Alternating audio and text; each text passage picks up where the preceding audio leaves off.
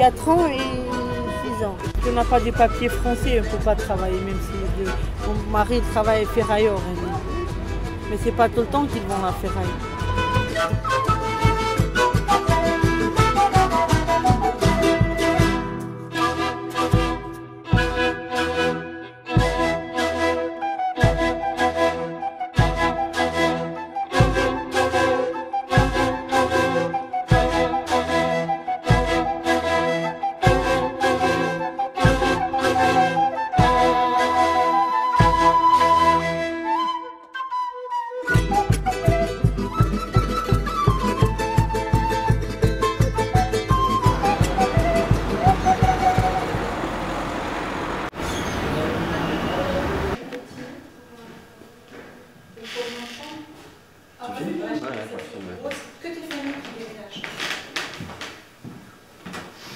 Au niveau législatif, les Roumains sont européens, donc ils ont le droit de circuler. Par contre, ils n'ont pas droit à tout ce qui est prestations sociales, familiales, prestations d'aide au logement. Donc tout ce qui est bailleur public, c'est compliqué quand on n'a pas de ressources ou des ressources minimum. On admet qu'ils travaillent un peu, même des petits boulots, des petites choses comme ça ne permet pas de couvrir un loyer.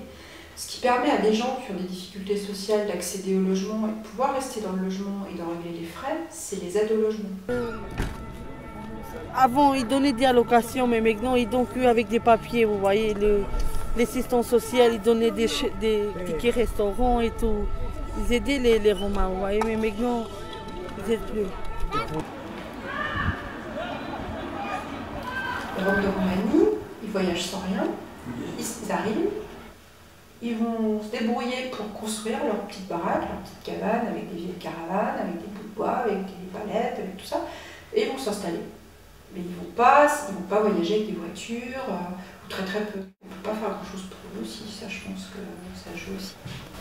Les services sociaux classiques, comme les nôtres, on a très peu de contacts. Par contre, les associations caritatives les connaissent bien en général. Médecins du Monde, la Soupe aux sans-abri, eux, ils ont la connaissance du terrain et ils viennent pas dans le même esprit. C'est de la sauce caritative, ils viennent amener des choses, à manger, des couvertures, des appareils de chauffage quand il faut. Je pense qu'il n'y a pas la peur des associations comme il pourrait y avoir la peur des services sociaux classiques.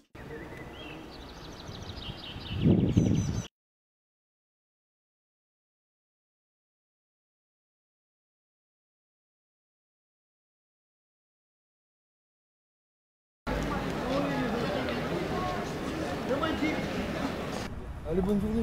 Allez, salut. Je parle des Roumains, des Roms de Roumanie, qu'ils soient en appartement ou en caravane. Nous, on les a envoyés vers les services sociaux, comme on envoie tous les gens qu'on rencontre ici. Je remonte il y a 2 ans. Résultat, il n'y a pas de contact aujourd'hui avec les services sociaux. Voilà. Ils sont tellement instables, ils bougent beaucoup, ils disparaissent, ils reviennent. Ben, on est des voyageurs, nous. Ouais. On va dans toutes les villes. Donc, on était à Paris, on était partout, à Strasbourg, on était à Marseille, partout. Il n'y a que 3 familles, mais beaucoup moins nombreuses, des petites familles. Et donc, ils arrivent avec leurs caravanes ou des cabanes, ou rien du tout, ils s'installent dans des cabanes. Il n'y a pas de l'eau, il n'y a pas de courant, il n'y a pas... La situation est complètement différente à un appartement.